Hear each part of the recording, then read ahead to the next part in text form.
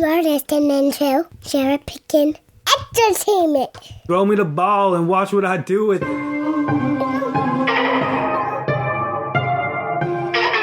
are now tuned into the CherryPickin podcast with your host, Andre Cherry.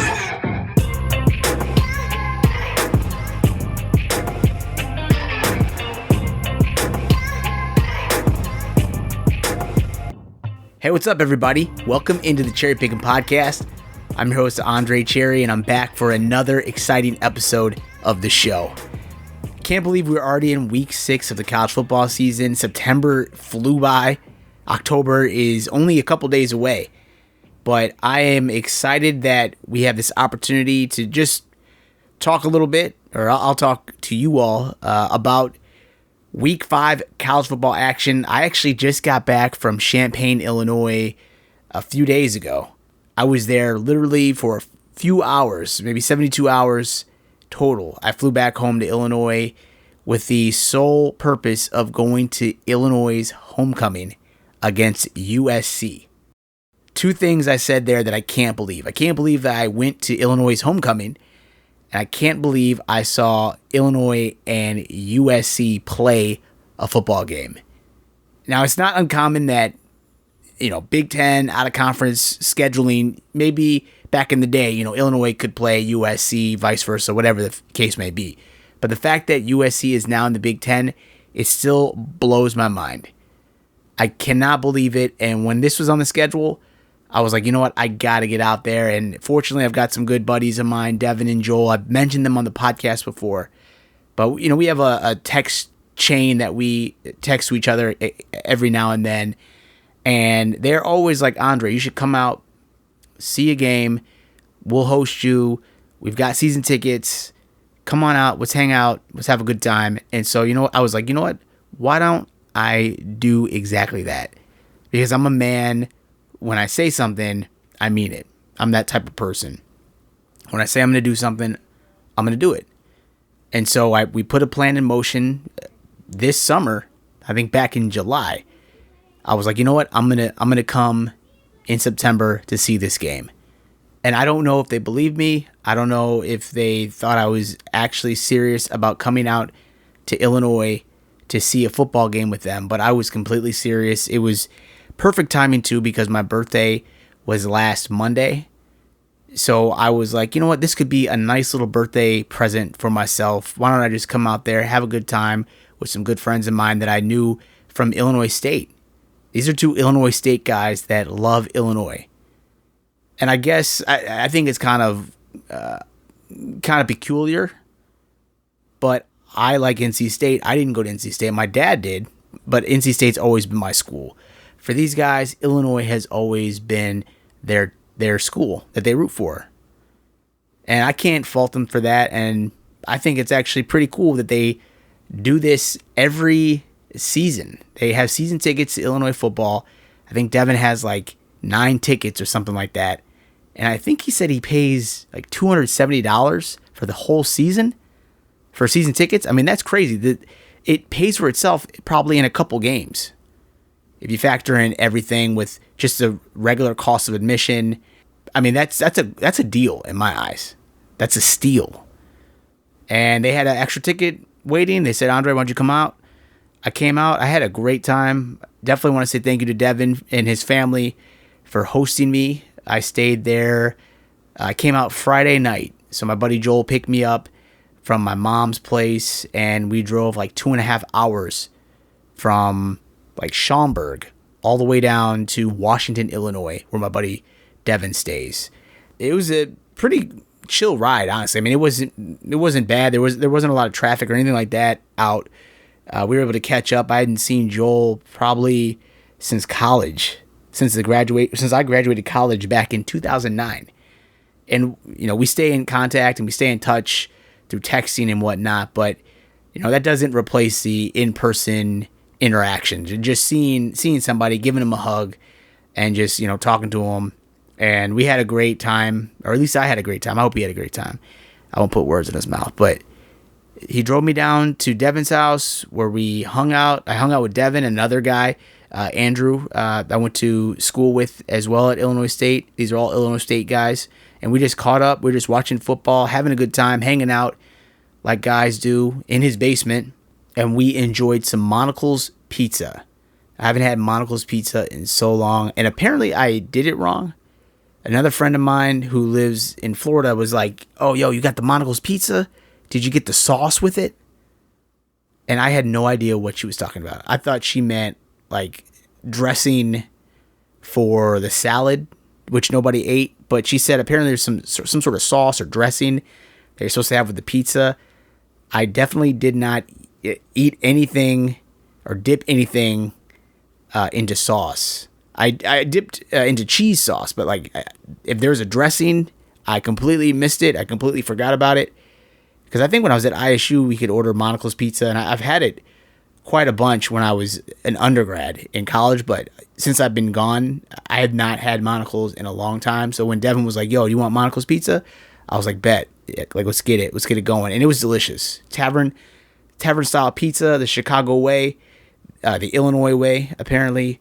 But it was fantastic. Enjoyed it. We had some Culver's ice cream for dessert. Like, Devin couldn't have been any better at hosting me and my buddy Joel. Like, I appreciate that he opened his doors and allowed me to come and just hang out for the evening. I mean, in his basement, he has all this Illinois memorabilia. Like, he's decked out Illinois from head to toe.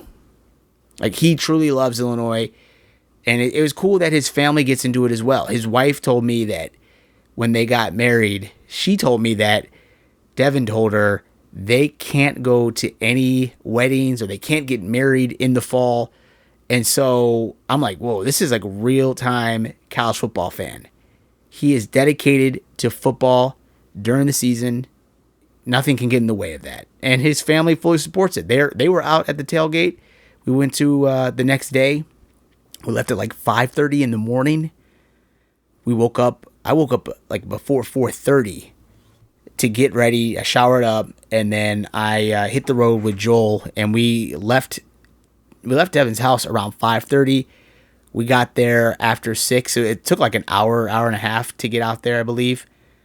And when we got to Illinois, Devin was already there setting up. His dad came out as well, right next to him.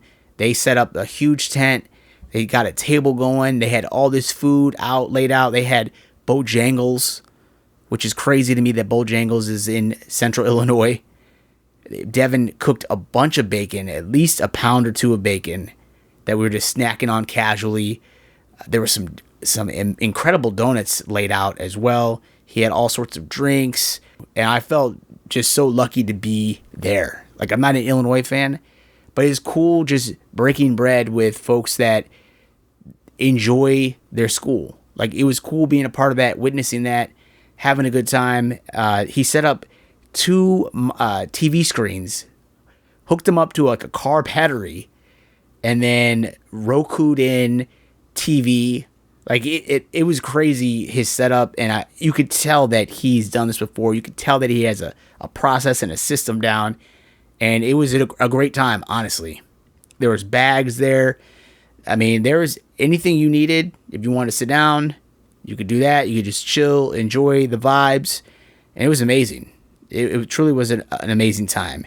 I'd say maybe about 2 hours in, after we were hanging out and after people had eaten a little bit, we started to make our walk into the stadium or near the stadium for Big Noon Kickoff, the Fox college football pregame show. It's Fox's answer to ESPN's Game Day. And I don't typically watch Fox programming. Like, I don't really watch anything nowadays, but it was cool being there to just witness the production element of how they put Big Noon Kickoff together. And then when we entered through the gate, there was a huge pit, a massive gathering of Illinois fans. I'm sure there were some USC fans in there as well. And kind of what you see on College Game Day or the Fox show as well, Big Noon, where you just see kind of like a pit or an area of fans just kind of congregating together.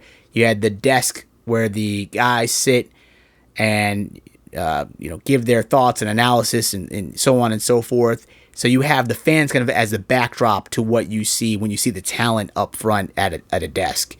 I saw cameras everywhere.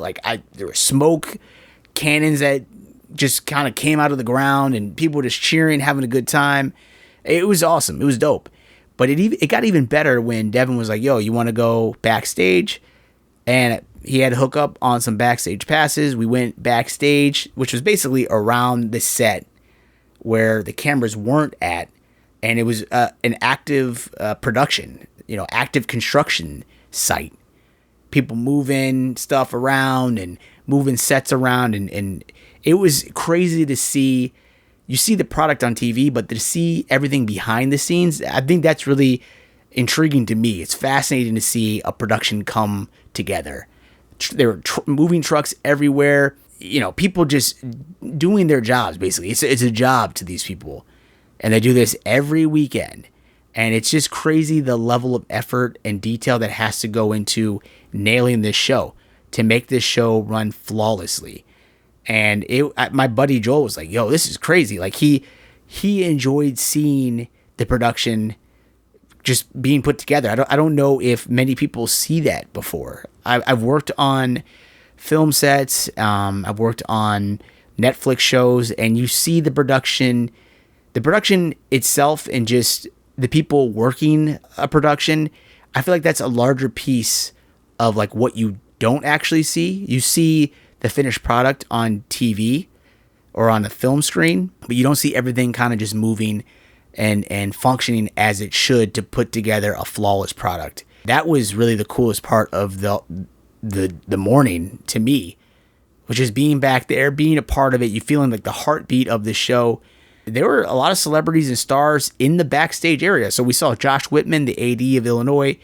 We took a picture with him. He was so cool. That dude is jacked. He's tall. We saw Colin Cowherd as well. I think we were told, I know we were told not to bother him, like not to go up to him. So we left him alone.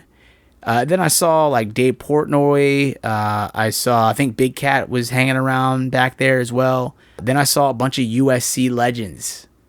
I saw Marcus Allen, Ronnie Lott, Mark Carrier. Like, these are USC legends and NFL legends, and they were out there at the Illinois versus USC game. I thought it was kind of crazy, though, because I would have expected for Illinois to be the home team, that Illinois would have some stars come out. And somebody was like, well, we don't really have that many stars in our history, but that's not true. You've got Rashard Mendenhall.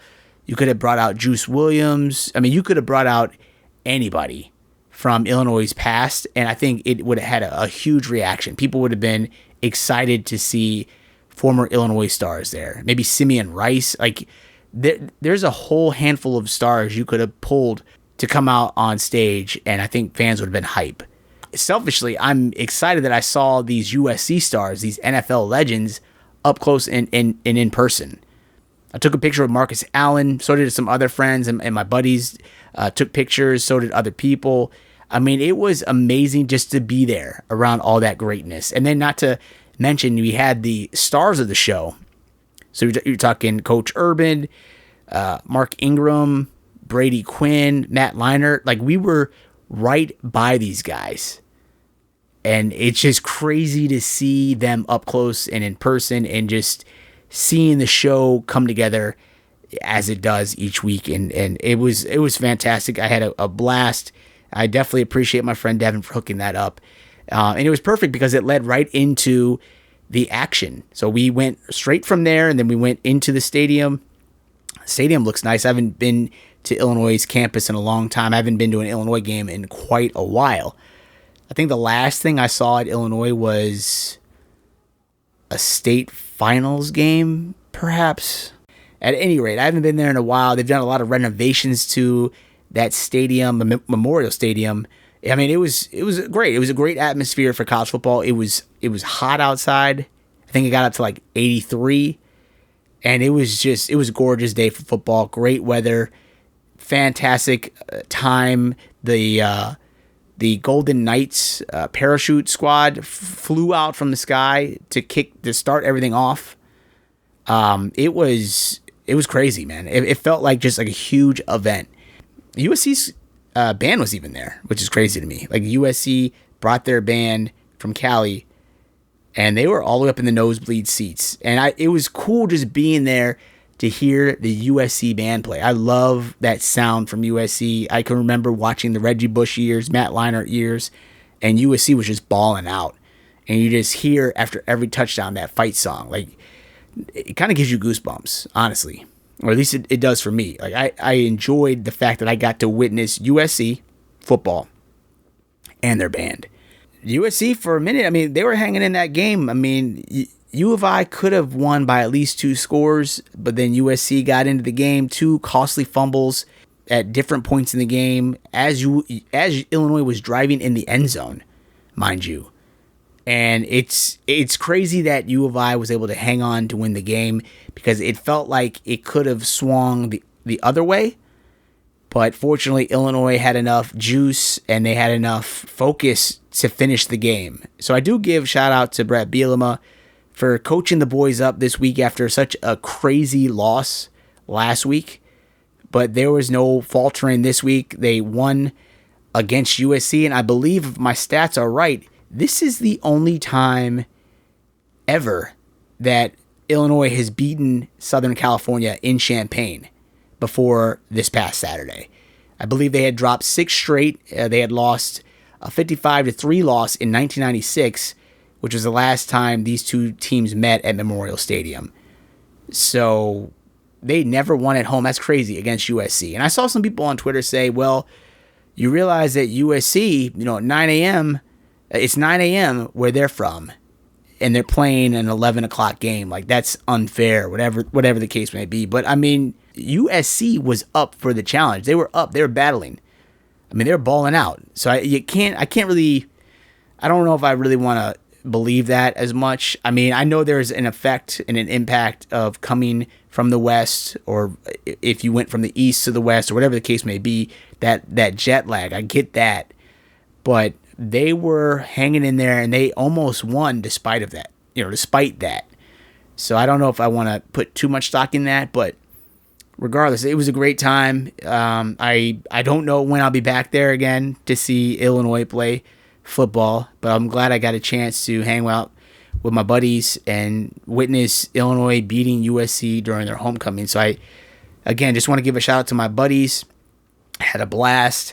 My knee hurts like hell today, though, or like right above my knee. I believe it's like maybe the bottom part of my quad here.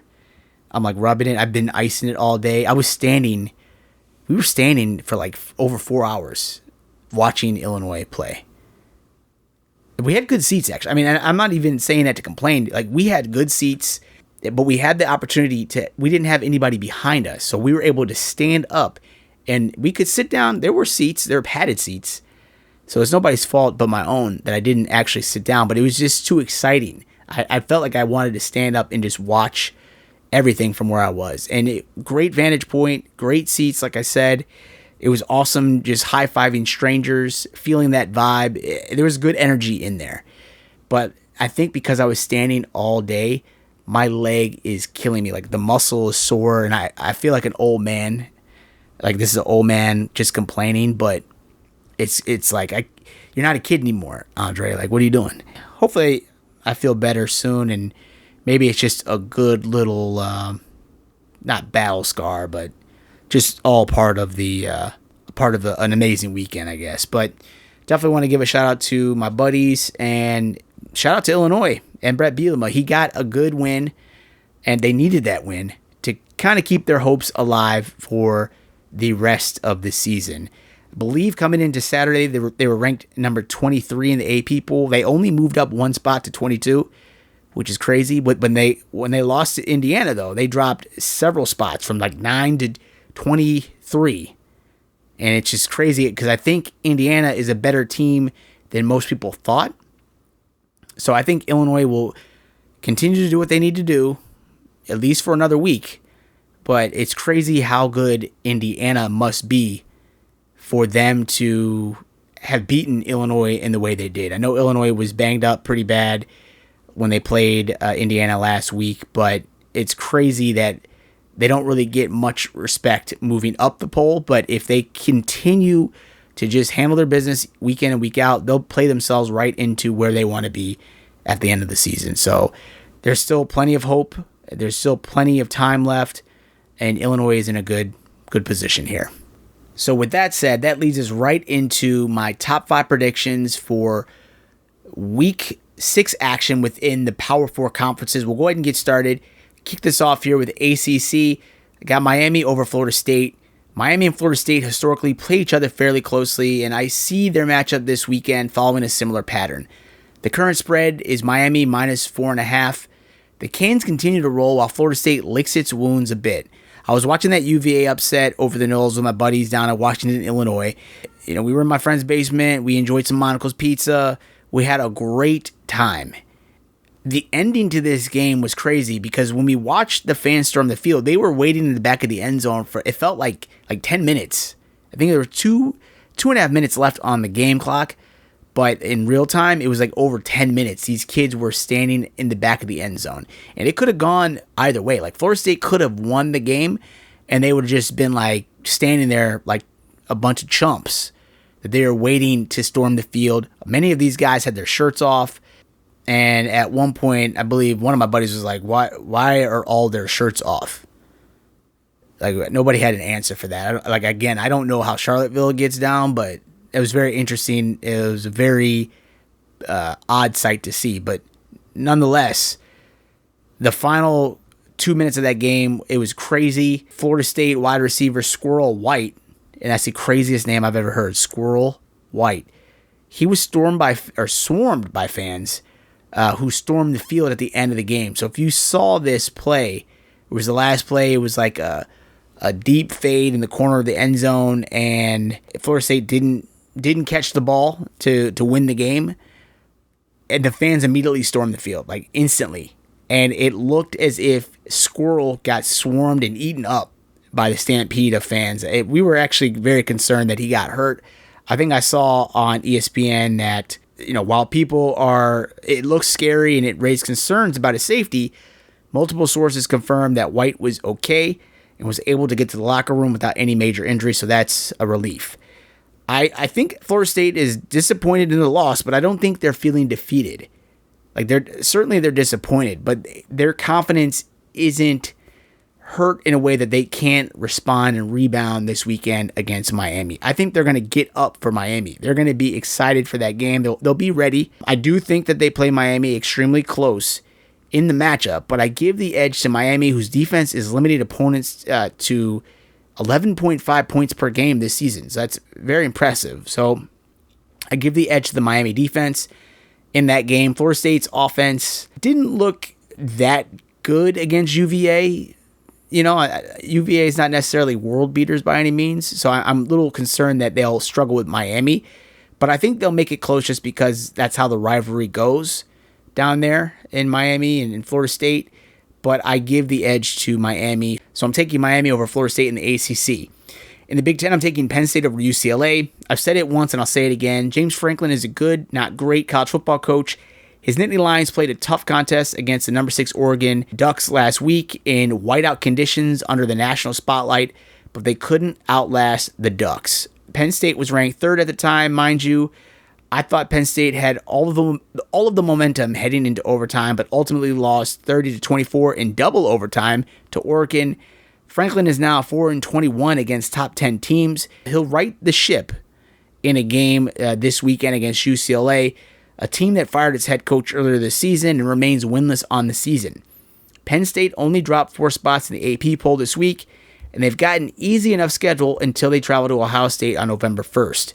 So they've got about a month to get it figured out, hopefully, to improve on some stuff, get better as a team, get better as a coaching unit. So, anything is possible. It'll be a matchup that will likely pit 2 top 5 teams together by the time November 1st rolls around.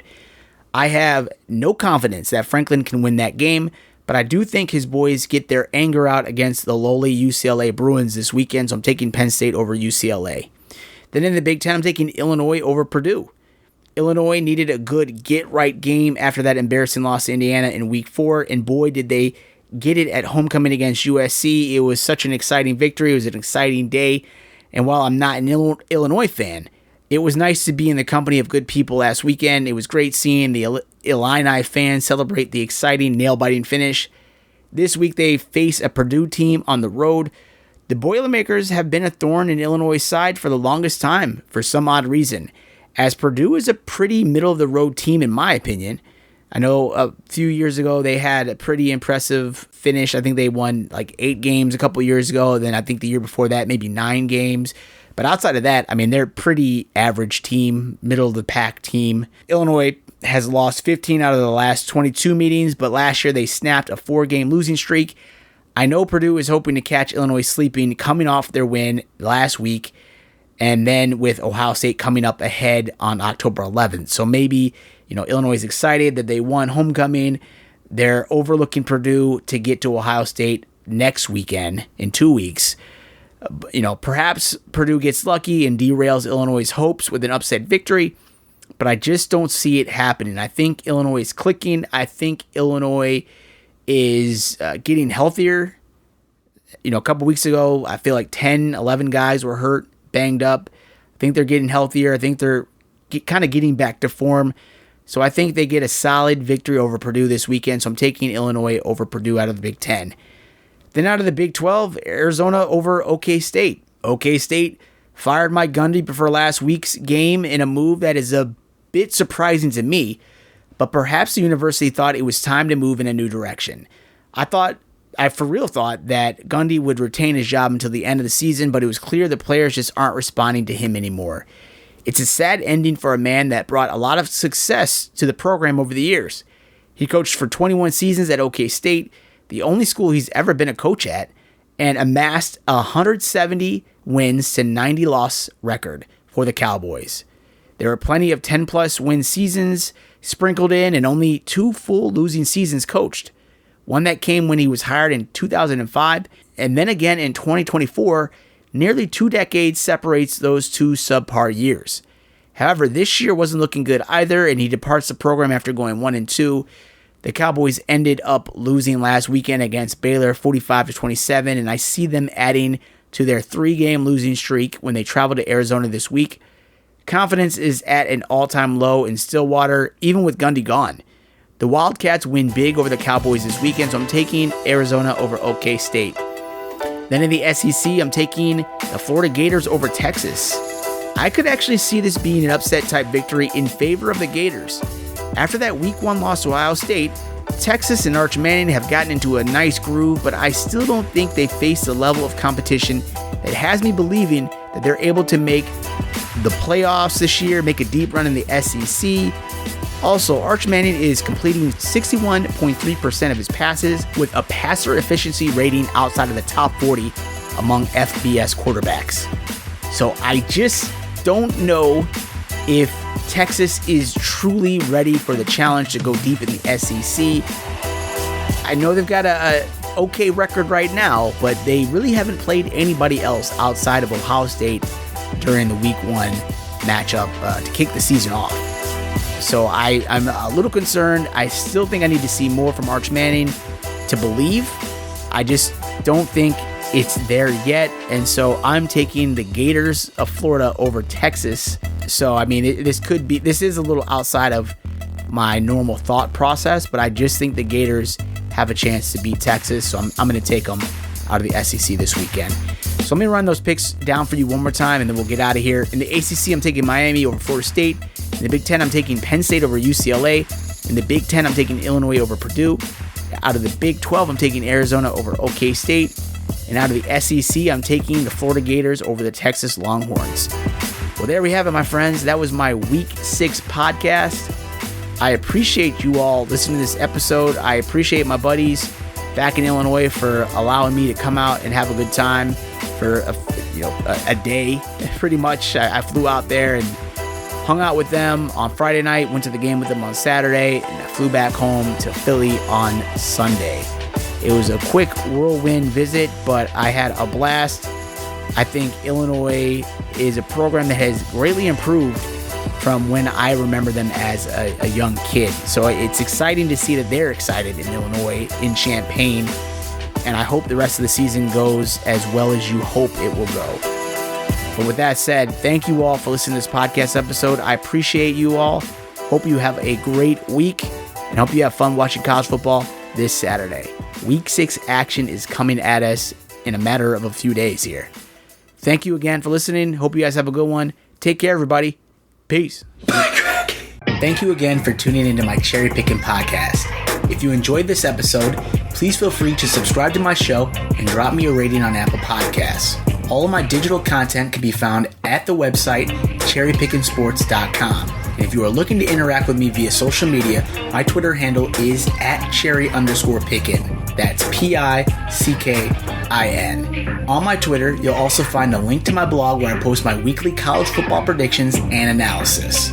I can also be reached via email at cherrypickinsports@gmail.com. Please feel free to reach out to me regarding what you like about this podcast or about what content you'd like to hear more of on future episodes. I sincerely thank you for your support, and I can't wait to talk to you again soon. Take care.